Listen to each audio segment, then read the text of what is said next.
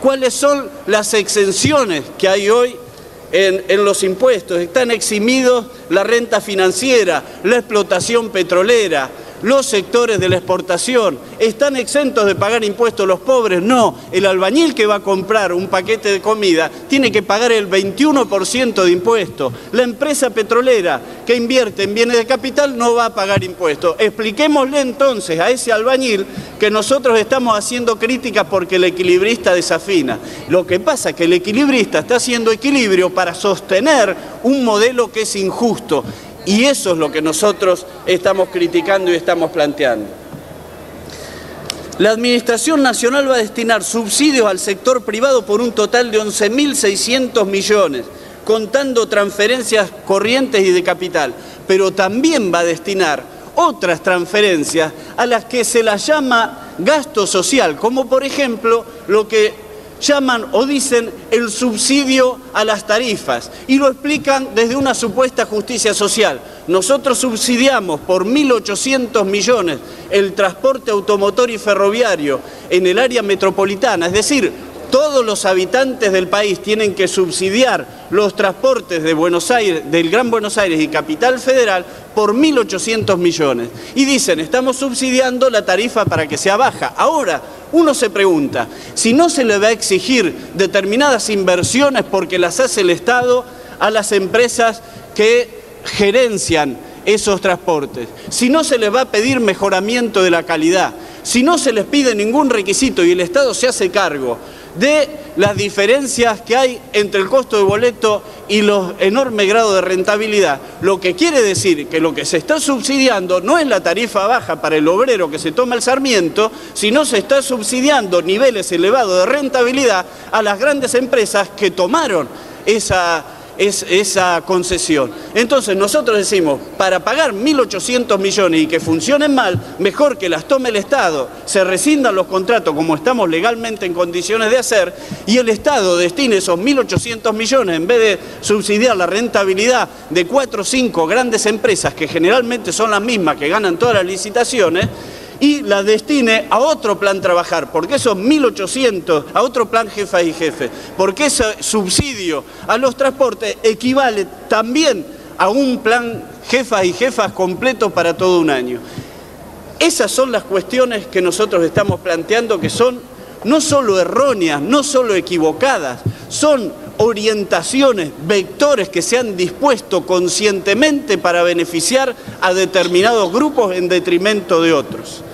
Ese es el cuestionamiento fundamental que nosotros hacemos. Y por eso decimos que esos beneficios consolidan un modelo que es injusto, del cual va a ser muy difícil salir, porque si no salimos hoy, que hay excedente y hay superávit, del cual se enorgullecen los mismos que critican al Fondo Monetario Internacional y al Banco Mundial, que son los que lo solicitan, ¿por qué se va a distribuir en un momento que no haya superávit? Lo mismo podemos decir en cuanto a las transferencias de ingresos del Estado a los sectores privados en otro tipo de gastos sociales que se imputan como beneficios a las capas más bajas de la población, cuando en realidad buena parte de la renta va a parar a manos privadas. Por ejemplo, en el sistema de salud.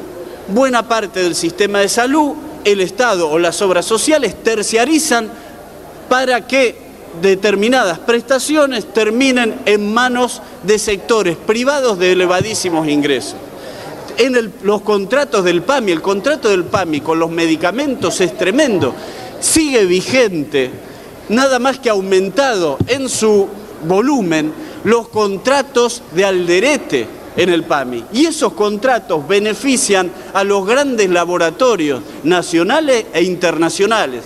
El PAMI podría haber contratado con algunos de los 46 laboratorios estatales que hay en todo el país. Sin embargo, eso no se hace, ni siquiera se los hace ingresar en los contratos para la provisión para sus efectores. Se contrata directamente con los laboratorios privados. Eso después se imputa como gasto social en beneficio de los jubilados y de los más pobres, pero en realidad esa plata va a parar a manos del sistema privado, que es el que se apropia de la renta y no el jubilado, no se termina apropiando de un beneficio. En el sistema de salud pasa una cosa parecida.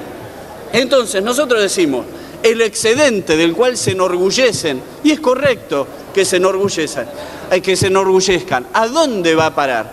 ¿Va a parar al desarrollo de las provincias, al desarrollo regional de la economía?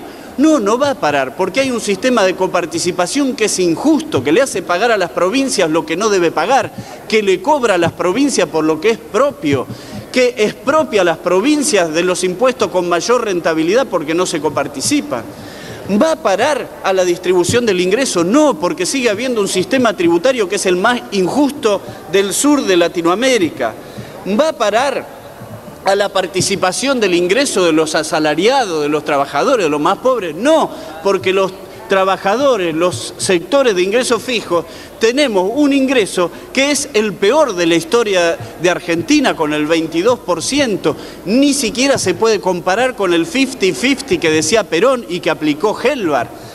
¿Va a parar a los jubilados? No, porque a los jubilados no se les reconoce la movilidad de su ingreso, a pesar de que la justicia, de que la Corte Suprema ha dicho que debe reconocerse y se buscan subterfugios legales para hacerlo. ¿Va a parar a la salud? No, porque ya hemos dicho que el sistema de salud se utiliza para estas transferencias a los sectores privados. ¿Va a parar a la educación? No, porque no se dispone el 6% del PBI para la educación, como en determinado momento una ley, la peor de las leyes que teníamos, decía que debía destinarse, y esa ley se eliminó, y con el agua se llevaron al bebé del 6% del PBI que hoy debía ser aplicado a educación y no se va a aplicar hasta el año, con suerte, hasta el año 2011. Entonces, en el pago de la deuda externa y la supuesta política de desendeudamiento, pareciera que ahora confrontar con los organismos financieros internacionales es beneficioso desde el punto de vista electoral. Ahora, se confronta con los organismos financieros internacionales haciendo lo que los organismos financieros internacionales dicen. Hay que bajar la exposición en Argentina, en Brasil, en Turquía, en Rusia. Esos gobiernos bajan su exposición y pagan la deuda. Se debía, cuando asume este gobierno, 152.000 millones de dólares. Se debe ahora 152.000 millones de dólares. Se ha dicho que ha habido una quita en la deuda externa. Nosotros decimos, en lo concreto, ¿cuál es la quita? Porque además en el medio no solo se hizo esta supuesta quita, sino además se pagó 9.500 millones de dólares este año en concepto de pago adelantado de la deuda externa. Se van a pagar y se está condenando a las generaciones futuras a pagar de lo que no va a haber para cumplir con los contratos que este gobierno está planteando. Los bonos establecidos con el SER, establecidos en pesos y reconociendo la inflación y el crecimiento del Producto Bruto en la Argentina, son una nueva vuelta de tuerca a la exacción que planteó con distintos instrumentos la deuda externa a través de los organismos financieros internacionales.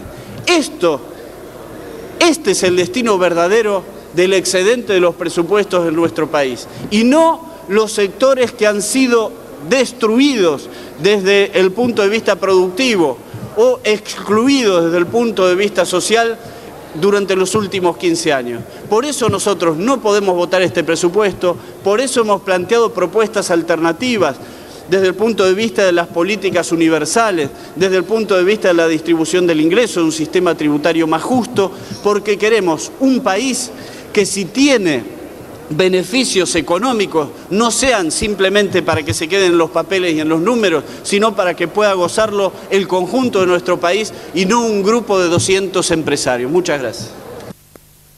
Gracias, señor diputado.